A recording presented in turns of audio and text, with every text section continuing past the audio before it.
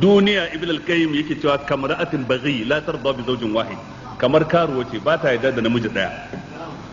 Yau tana tare da wannan in an jima tana tare da wancan, gobe tana tare da wancan in an jima tana tare da wancan.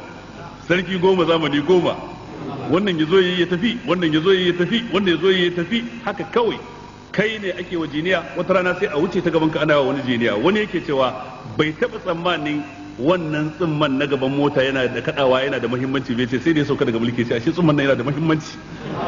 Yace da idan aka taho shi ma ana ga yadda shi bai san abin da talakawa suke ji ba dan ya ja AC.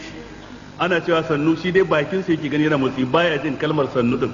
Yace sai da ya sauka shi ma wata rana suna layi kawai sai masu jiniyar nan suka taho tsimma da kada fil fil fil fil.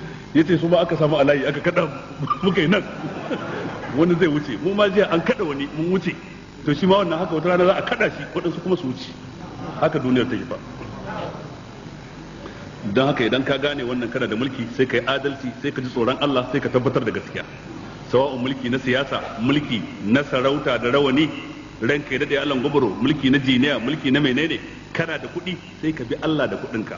To sai ka ji daɗi a nan wurin ɗan kaɗan, ka je san ka ji babban daɗi a duniya, amma babban daɗi a nan a lahira kai